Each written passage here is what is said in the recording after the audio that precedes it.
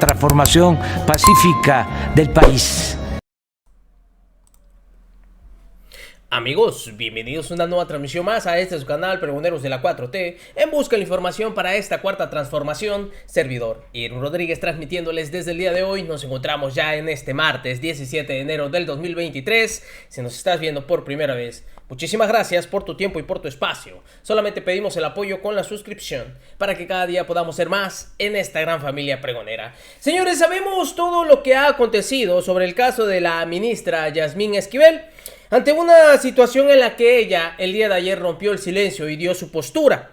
De igual forma, habíamos escuchado y también mediante una carta, un documento, dio a conocer la SEP que la decisión la tiene que tomar la UNAM y que no le anden simplemente achacando problemas que deben de ser resueltos por ellos mismos. Ellos no tienen la capacidad para quitarle el título que tanto quiere la oposición. Pero en una entrevista, tal parece que les va a molestar, pero durísimo, lo que pudiera hacer la UNAM ante esta situación. Simplemente yo creo que esto va a desencadenar bastante dolor en la oposición, aunado a lo que declaró también la misma ministra Yasmín Esquivel el día de ayer. Las primeras palabras que dijo después de todo lo acontecido y que sabemos ¿qué se hizo en el momento para poder desprestigiarla y que no llegara a ser la presidenta en la Suprema Corte de Justicia de la Nación? Una situación en la que ella misma todavía y la misma UNAM, fíjense ustedes, no están completamente seguros de que pudiera ser o no, porque así es como lo revela y ahorita lo van a escuchar. Y de igual forma también, ¿por qué le pasaron o por qué le tiraron la bolita a la SEP? Porque en los estatutos de ellos no tienen la capacidad para poder quitarle el título a la ministra. Y pues ahí es donde se va a quedar. Y así lo dice y lo redactan en esta entrevista. Escuchen ustedes, porque esto no le va a gustar para nada a estos opositores y a los que se han pasado golpeando a la ministra durante todos estos días. Escuchen. Esa resolución, que no comparto evidentemente, no existió un procedimiento, no hubo una valoración de las pruebas que determinan contundentemente que la tesis es de mi autoría y por supuesto ni siquiera he sido notificada de ningún dictamen ni de ningún acta. Hoy rechazo absolutamente la determinación del Comité de Integridad de la FES Aragón y continuaré por supuesto trabajando intensamente, participaré en la sesión de hoy y en todas las subsecuentes y hoy más que nunca por la dignidad de las personas, defendiendo la Constitución y los derechos humanos, así como los principios democráticos de México. Y justamente para conocer qué es lo que sigue en este caso, saludo con mucho gusto al doctor Imer Flores Mendoza, investigador del Instituto de Investigaciones Jurídicas de la máxima casa de estudios de la UNAM. Doctor, muy buenas noches, ¿cómo está? Muy bien, Blanca, muchas gracias, buenas noches. Gracias por compartir tus cámaras y micrófonos. Gracias, doctor. Pues cuéntanos un poco qué estaría pasando en estos momentos con la ministra Yasmín Esquivel Moza después de todo este asunto, de esta polémica entre que sí plagió la tesis y no la plagió y pues estos iris y venires de la UNAM y de la SEP. Mira, a mí me parece, déjame quizás empezar un poco por lo último que sabemos, que es que la SEP dice, pues ustedes no le han quitado el título, yo no puedo quitar el registro, la cédula o el registro de ese título. Lo que procede en primer lugar es que ustedes le quiten el título y entonces yo ya le puedo quitar el registro, la cédula, etcétera. A mí me parece que técnicamente es correcto lo que dice la SEP. Me parece que el error ha sido que dentro de la propia universidad que no hemos tenido de la UNAM una clara línea de qué es lo que se debe hacer en estos casos. Sé que por ahí una respuesta sugería que no se podía hacer nada, que no había un procedimiento expreso. Yo creo que ahí habría que regresarnos un poco en el camino y repensar bien la ruta. La ruta parece que es simplemente revisar cómo se expiden los títulos, cómo se otorgan los títulos, cumpliendo ciertos requisitos. Si alguien pierde esos requisitos o no cumple con esos requisitos, tendríamos que rectificar y en ese momento quitar el título. Nótese, entiendo muy bien que en la lógica de quien da y quita, dicen que con el diablo se desquita. Claro. Claramente es un proceso arbitrario, no podemos, y en eso tiene razón la ministra. Si no me han notificado, no me han dado garantía de audiencia, no me han dicho, no me han citado, más allá de lo que digan los medios, pero si no hacemos un procedimiento que claramente la llame a comparecer, a presentar lo que en su momento tuviera ya como pruebas, como evidencias, que en un momento se escuche a alguien más, etcétera, se siga con ese procedimiento y podemos determinar a ciencia cierta si ella plagió o no plagió. Yo creo que hasta ahorita lo que sabemos es que aparece haber los suficientes elementos para pensar que sí plagió. Entonces ahora, si eventualmente se determinara que sí plagió, que eso ya parece que nos dijeron que sí lo hizo, entonces el procedimiento que sigue. Yo creo que contrario a la interpretación que ha prevalecido, sí la UNAM tiene formas de resolver este conflicto internas. Que no haya un procedimiento expreso no quiere decir que no haya otros principios implícitos a los cuales podemos acudir o otras reglas expresas que se puedan seguir. Insisto, si la universidad tiene la facultad, la atribución por su propia autonomía de dar y expedir títulos, pues también puede quitar esos títulos. Y cuanto más si los requisitos o las características que permitirían tener ese título se han perdido en el camino. En ese sentido, yo creo que sí. Ahora, también habría que pensar que debería haber mecanismos para que eventualmente nos retratiéramos al momento en que se vició el asunto, al momento de que la tesis no está bien, pues habría que buscar una forma de solución de titulación. Una opción sería otra vez reinscribir la tesis, presentar la tesis, etcétera. Pero hoy por hoy hay muchas otras formas de titulación. Yo creo que podríamos eventualmente pensar en algún otro mecanismo para que la ministra se pudiera titular y eventualmente se convalidaran su título o tuviera que registrar un nuevo título. Entonces, yo creo que soluciones al problema hay. El tema ciertamente se acabó politizando porque estaba en juego ni más ni menos que la presidencia de la propia Corte, pero ya que pasó la presidencia de la Corte, podemos quizás ser más fríos, más precisos en qué es lo que se tendría que hacer. Sí creo que hay elementos que se debería llevar esto a sus últimas consecuencias, pero también hay que prever que hay también salidas. Insisto, hay una regla de la ley orgánica que hace referencia a que a todo aquello que no está expreso,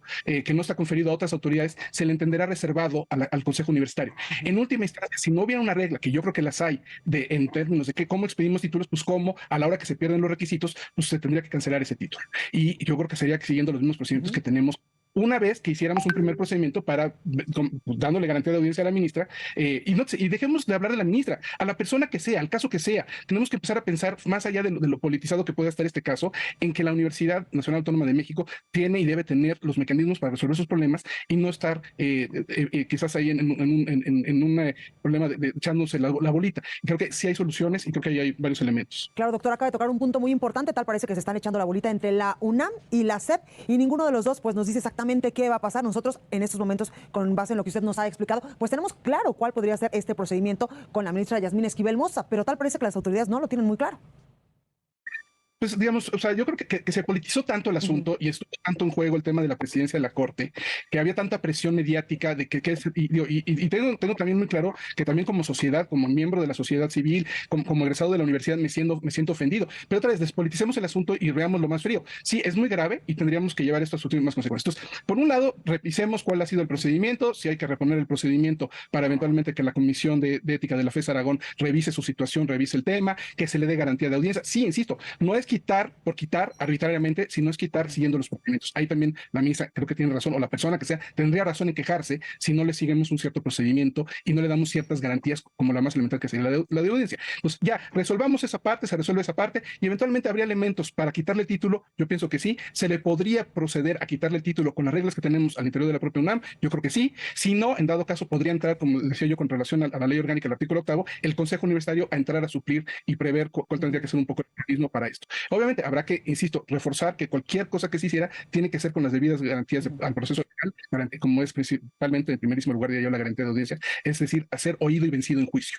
Claro, doctor, en este escenario que usted nos presenta, en dado caso que se le quitara el título a la ministra Yasmín Esquivel Moza, ¿qué pasaría con ella en la Corte? Pues mira, yo creo que ahí lo interesante, que bueno que lo tocas, es efectivamente que uno de los requisitos para ser ministro es usar una fama pública.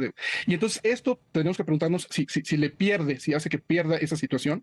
Entonces ella también hay diferentes mecanismos para pedir una licencia, para subsanar la falta, si es que estamos en esa lógica. Yo creo que esa podría ser una salida muy digna, que ella hiciera su licencia, se somete a un procedimiento, vemos en qué está, y le da tiempo de subsanar y de alguna forma subsana las deficiencias y rescata su nombre, limpia su nombre y bueno, no cae en ese supuesto. Pero en tanto que no pase nada, no se haga nada, yo sí creo que la imagen de la ministra está deteriorada, sí creo que eso afecta no nada más a ella y a su actuar, sino también eventualmente a los ministros, a la Suprema Corte de Justicia de la Nación, y no es poca cosa. Entonces sí creo que ahí hay un tema muy serio en el que ella también tendría, creo que, colaborar y ayudar a que esto se esclarezca lo antes posible. Insisto, y hay salidas, creo que también dignas, eventualmente podría renunciar, pero al menos pedir una licencia en lo que se aclara la situación y en lo que ella eventualmente subsana estos puntos en los que podría estar en cuestión, y si no, efectivamente también se abre la posibilidad de que pudiera ser acreedora a un juicio político, y habría algún otro supuesto en el que podríamos empezar a pensar si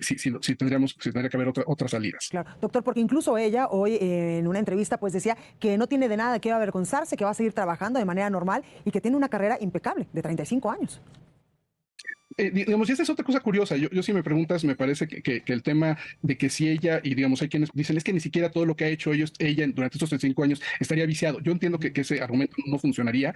Digamos, no podemos quizás cuestionar esa experiencia profesional, ese actuar, pero sí es cierto que está cayendo en un supuesto que haría cuestionable si ella es la persona indicada para ser ministra de la Corte. Si, dejando de lado el hecho de que ella no tenga nada que engrosarse, ella puede ser inclusive una víctima de estas circunstancias.